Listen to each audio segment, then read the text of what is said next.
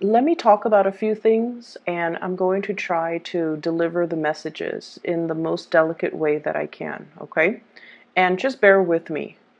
If the first 5 minutes seems like it resonates with you, just please bear with me for the first 5 minutes. If it seems like it resonates with you, please watch the video because I feel like there are important things that are coming through that you need to be aware of. So I see a lot of warning signs and red flags.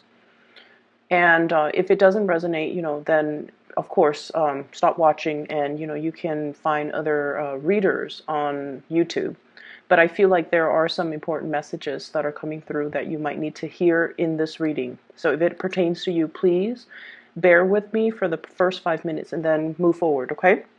So first of all, what I see is I see this man, he's gliding and he has these artificial wings on. And he's gliding over mountains, over trees, and I feel like he's some type of a self-proclaimed like superhero. And he's looking around for signs, looking around for people who might be in danger, or he's just scoping the landscape, trying to find exciting things to look at. And then he hears like a help, help, help, like a distress signals. He hones in, and then he sees this woman. She's like a damsel in distress.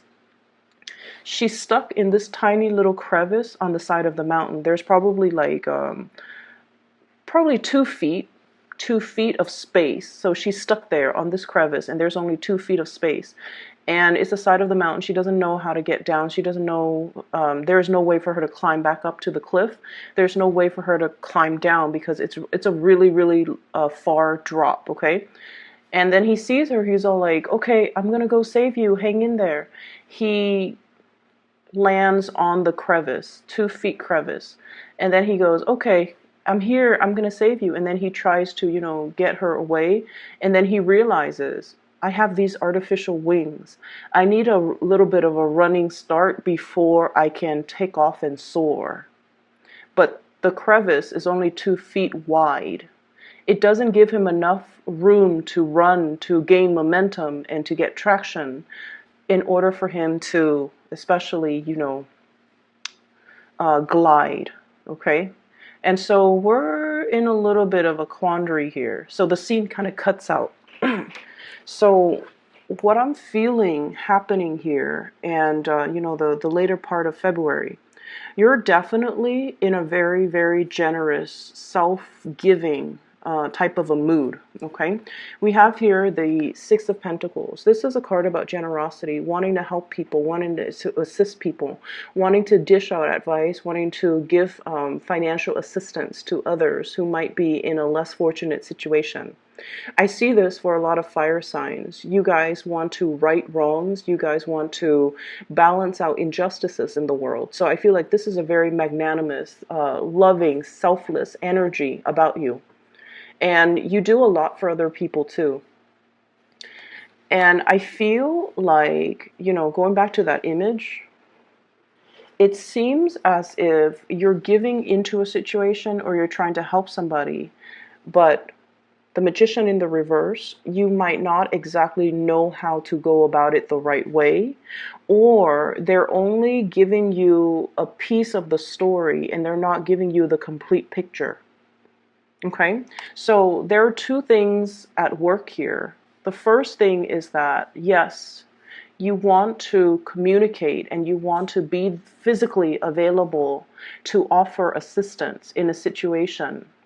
But in the process of offering assistance, in the process of giving that helping hand, like physically jumping in and helping somebody, you need to assess your surrounding, you need to assess your environment, and you need to make sure there is an exit strategy. Okay, so then what starts out as you going in to help this woman who's stuck on the side of the crevice of the mountain, then you both become stuck.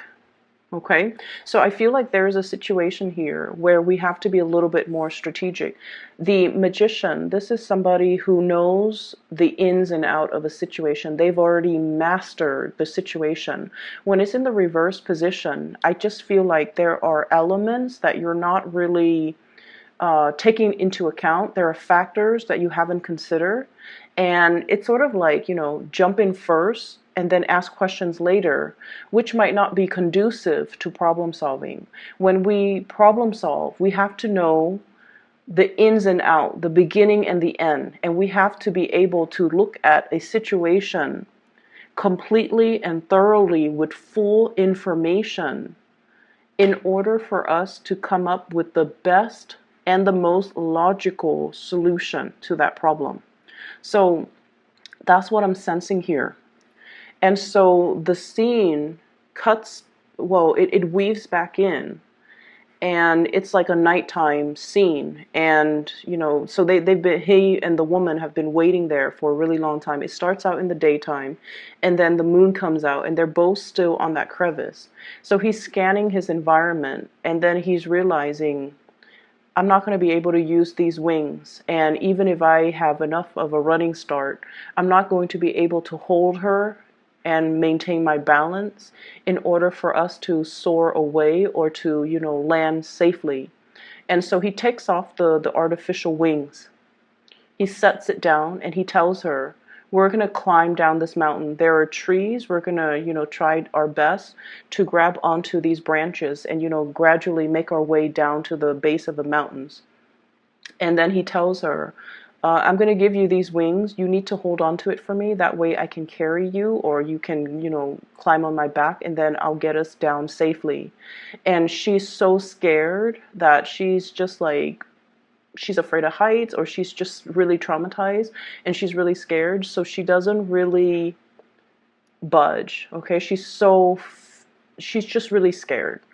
And so he's getting frustrated trying to tell her, like, you need to help me. You can climb on my back, and then, I'll get you down safely. Trust me, trust me, trust me. And then finally she doesn't feel like she has a choice. And so she climbs on his back, and then it's like a really hard journey. It's a lot of work pulling his own weight, her weight, and the wings, in order for them to gradually climb down from one branch, from one little crevice to the next. And then finally they arrive at the base of the mountain, and then she just kind of takes off. She's so scared that, she didn't realize, oh, thank you so much for helping me. She just sort of takes off, and then it cuts out again. So what I'm feeling in this situation is you really need to examine your environment. There is something here about looking at a situation very carefully before you jump in. And there's an element as well. I feel like trauma. You might be dealing with somebody who has dealt with a lot of trauma. They can't think correctly. They can't tell you a story in a linear, chronological, order. They can't really make sense of a situation. So when you're interacting with them and communicating with them, they're only telling you things that are most prominent, but they're not really telling you the beginning to the end. And you're not really asking the right questions because you guys are very solution oriented. You want to jump over the past, and you want to, okay, we're here right now. Let's focus on the now. Let's find a solution. But I feel like there are things that you have to unravel and make sense of and understand from the past so that you can have a more comprehensive solution to that situation. Does that make sense? What I'm feeling is, I feel like for many of you, you're trying to get around a situation. Like there is a blockage in front of you. You're trying to get around it. And for some of you, legal issues. For others, I'm seeing institutions like, I'm seeing for many of you, like this is the card that came through, the Hierophant in the reverse position. It's a situation where the structure is very, very rigid, but there are a lot of loopholes. There are a lot of strategic maneuvering that you need to make in order for you to get around the situation. So if you were to kind of like attack it head on, you're not going to be able to gain traction. However, if you were to go back and look at the laws, look at the rules, look at the regulations, look at how things have been done in the past, look and study up, okay? He's reading a book here, so I feel like studying up, researching, being able to figure out logically how one thing connects to the other so that you can have full information before you can take on this task. So I feel like on the one hand, you want to help another person, you want to help a situation, you want to make a situation better. But in the process of getting involved, you find yourself very like pulled in, and you find yourself possibly emotionally swayed by another person, by their sob story, by the things that they're telling you, and I feel like you're only hearing things from their perspective. And yes, you're very generous and you want to help, but this situation can land you in hot water, so you need to be very, very, very careful about other people's intentions, what they're telling you, and whether or not they're telling you information that is important, or they're telling you information that is very subjective because not because they're manipulative. I don't sense that. But because they could be dealing with trauma, and they could be giving you information that they think is important, but that doesn't really add to the fact finding that's necessary to arrive at a good solution. Does that make sense? Um, I'm going to give you an example because I have some things that are coming out. Okay? So I feel like somebody is telling you the law says this, but I want you to do this. And there's some deviousness or there's some evasion of the law. Okay? Either for financial gains or either to gain something. And in your mind, there are some red flags that are going off like, no, this is wrong because it's against the law. But I also feel like they're coming up with a very persuasive argument. And rather than focusing on the fact that, yes, it is against the law, they're focusing on the future, which is, yeah, but if you do this one thing, you're going to end up with all of these amazing opportunities and benefits. And they hype up the story and you feel very drawn to it because so the bottom line is we're focusing on the future. If everything goes according to plan, we're going to get all of these benefits. However, what if things don't go according to plan? The future is all speculative. And so I want you to be a little bit careful about dealing with people who speculate, dealing with people who paint you this beautiful, amazing story, and then you jump in and then you find yourself very, very stuck. So this is something I feel can be avoided and should be avoided.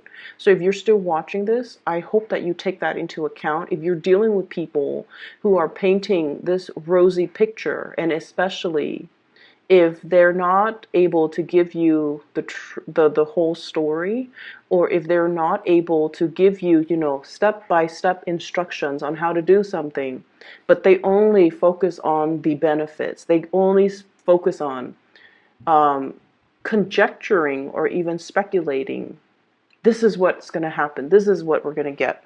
So please be careful about that, okay, Aries? So going back to the message, the image that I saw, okay, and this woman, she's distressed.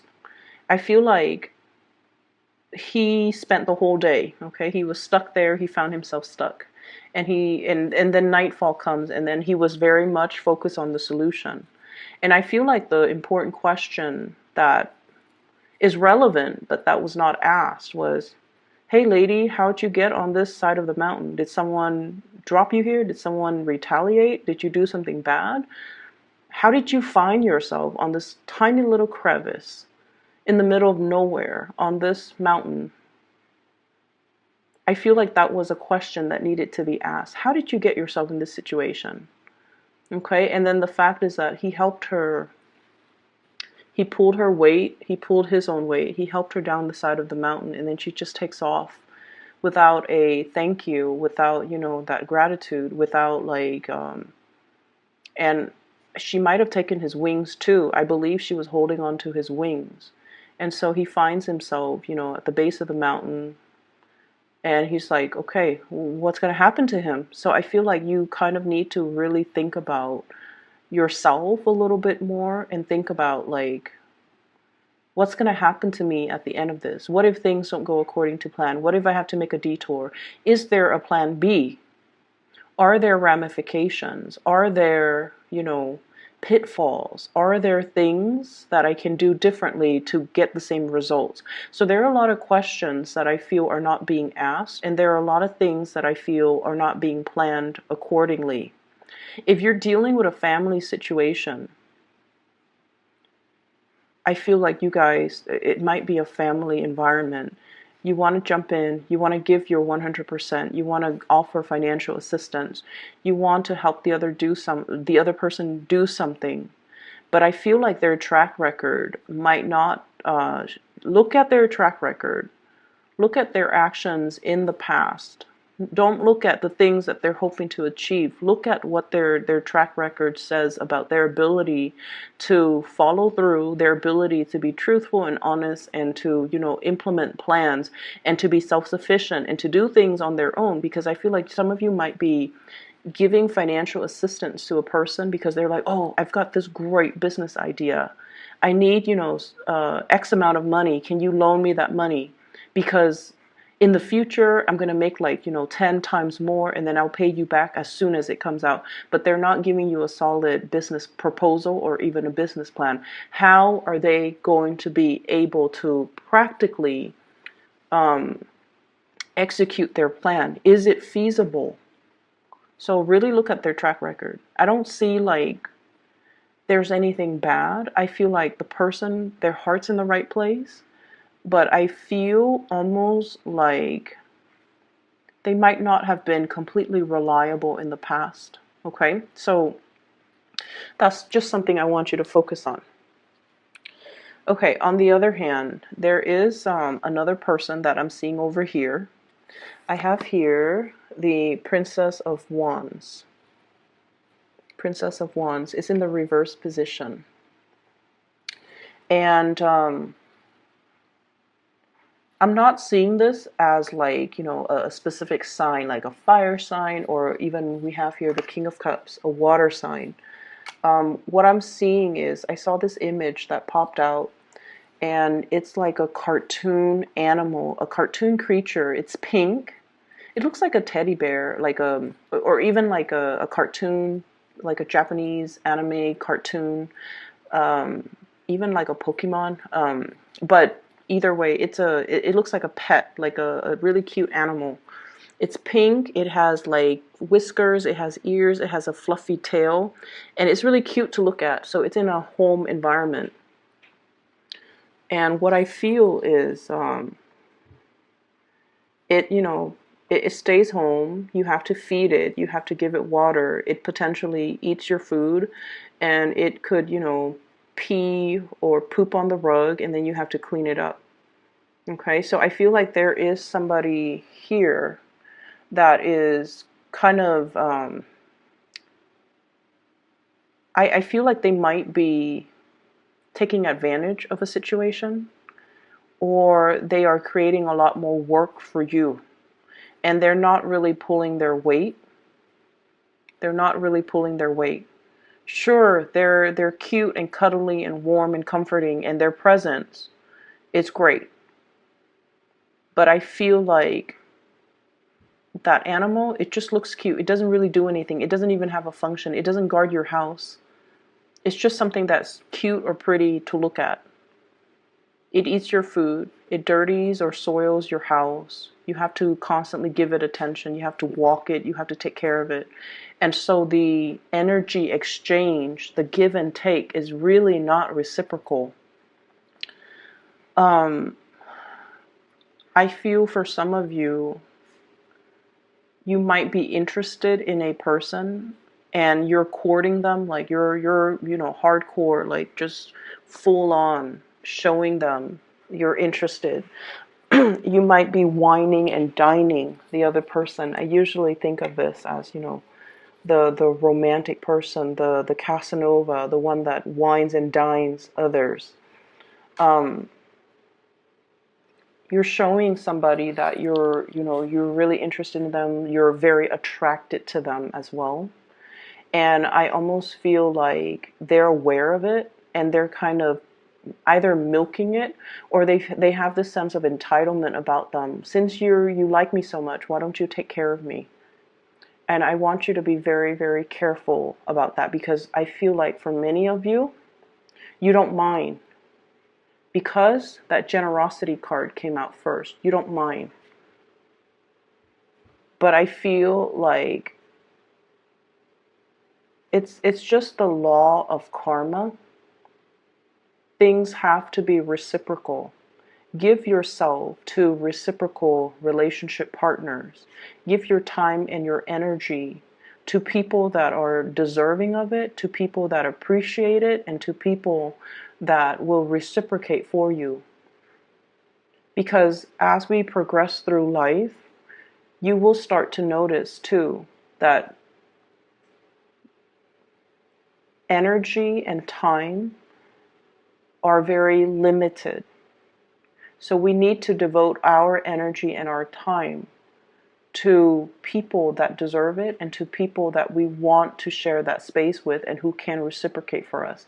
As we get older, and I feel like for many of you, you might be watching this, you guys are on the younger age spectrum, but as you get older, and this is what I've noticed too, the demands of work, the demands of friends, the demands of family, parents, aging parents, work, trying to get ahead in your work environment, you're being pulled. You're going to start to feel like you're being pulled in multiple directions. And you don't have a lot of your time to give. And you're going to find that you don't have a lot of energy to give to others. And so it's really good practice to start at a young age, to learn to say no, to draw boundaries, and to not let other people take care of you. Or, I'm sorry, not let other people, not let other people take care of you, learn to be self-sufficient, but also not let other people take advantage of you. Okay? And then for some of you too, this could be your energy, the the Page of Wands. And there's somebody who's very, very, very much interested in you. They're like really attracted to you, really, really interested in you. They either want to take care of you, like, I feel like somebody that wants to give you money so that you can date them. I feel that. Somebody who is potentially a lot older, and they want to have something with you where they take care of you. And it's like, yes, it's all great and good, but we have to learn to be self-sufficient, and we have to learn that relationships need to always be reciprocal. I feel for some of you, you might have gotten out of a relationship that was quite tumultuous, okay? Like a breakup of a situation where you might have been married and you're separated. You might have been married and you're divorced, or you might have lived with somebody that you had a very significant relationship with. And you've given a lot of yourself, and the other person just, there wasn't that sense of reciprocity. And you're a little bit jaded, and you're meeting somebody new who adores you, absolutely adores you. We have a potential water sign, Pisces, Cancer, Scorpio. And I almost feel like, I feel like you might not love them 100%, but you've been jaded. So you're just like, I'm going to go with this relationship because this person loves me more than I love them. And as a result of it, they're never going to leave me because they love me more than I love them. And so you feel like there is a safety and security in that differential between who loves who more. If they love me more, they're not going to leave me. And so you stay in it, even though your heart is not 100% complete in that union. Does that make sense?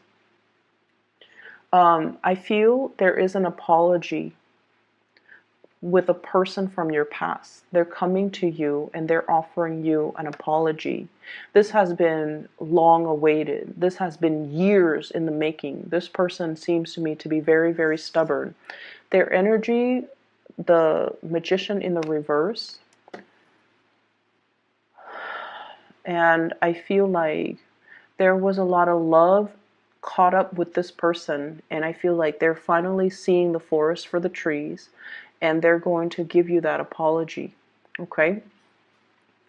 I hope the reading is helpful for you, Aries. And if you have, watched it, the entire video to this point, I feel like you have to be good to yourself.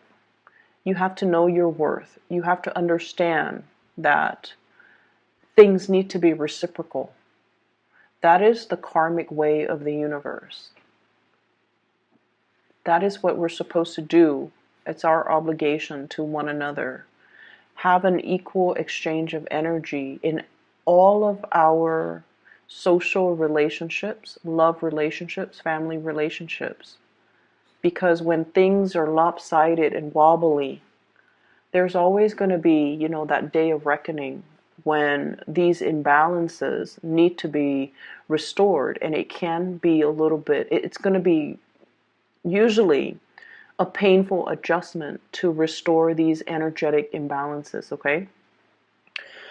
Your day of reckoning here is coming because we have here the Judgment card, communication, contact, and we have this situation here. This is the Knight of Pentacles, and I feel like somebody is coming in because they want to offer an apology. And I feel like you've had a really long but also painful history with this person, Three of Swords. And they are aware of their actions in the past. And I feel like, with every type of an interaction, it requires, like, it takes two to tango, right?